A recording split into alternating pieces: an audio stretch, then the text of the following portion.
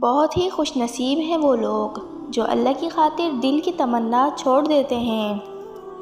اگر تم سے کوئی کچھ مانگے تو ہنس کے دے دیا کرو اور شکر ادا کرو، اللہ نے تمہیں دینے والا پیدا کیا ہے، مانگنے والا نہیں۔ دکھ چھپانے کی بہترین جگہ مسکراہٹ ہے اور اداسی بہت بھوکی ہوتی ہے، انسان کی مسکراہٹ کو کھا جاتی ہے۔ رسول اللہ صلی اللہ علیہ وآلہ وسلم نے فرمایا، میرے نزدیک تم میں سے سب سے زیادہ محبوب اور قیامت کے دن مجھ سے سب سے زیادہ قریب بیٹھنے والے وہ لوگ ہیں جو تم میں بہترین اخلاق والے ہیں۔ وہ تمہیں آزما رہا ہے اس چیز سے جو تمہارے دل کو سکون دیتی ہے۔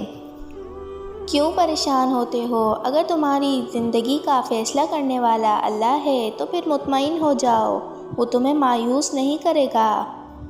شکر ادا کرنے کی وجہ نہیں ڈھونڈنی چاہیے بلکہ عادت ڈالنی چاہیے۔ شکر گزار لوگوں سے اللہ بڑی محبت کرتا ہے۔ لمحے بھر کا صبر لمحے بھر کے غصے میں ہزار لمحوں کی ندامت سے بچاتا ہے۔ صبر رکھ، تجھے رلانے والے خود بھی روئیں گے ایک دن۔ موت کی کوئی عمر نہیں ہوتی، اگر جوانی ملی ہے تو اسے اللہ کی رضا کے لیے گزار دو، نہیں تو ایک دن سوائے پچھتاوے کے کچھ نہیں ہوگا۔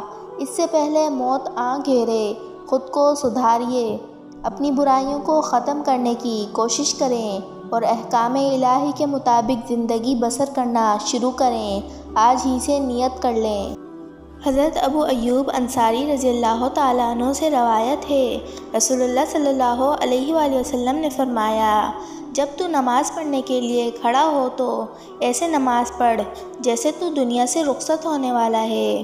زخم اپنا وقت لے کر بھرتے ہیں، درد اپنا وقت پورا کر کے جاتا ہے، بے چینی اپنا وقت لگا کر ختم ہوتی ہے اور دعا اپنے وقت پر پوری ہوتی ہے۔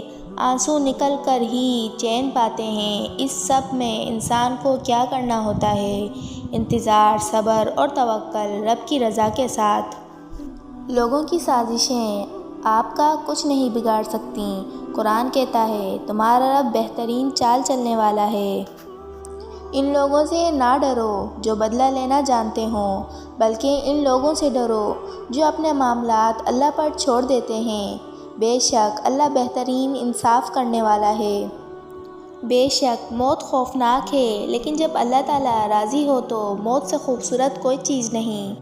اپنی غلطی کا اعتراف کر لینا ایک بہترین خصوصیت ہے، اس سے نفس میں عاجزی پروان چڑھتی ہے اور تکبر کمزور ہوتا ہے۔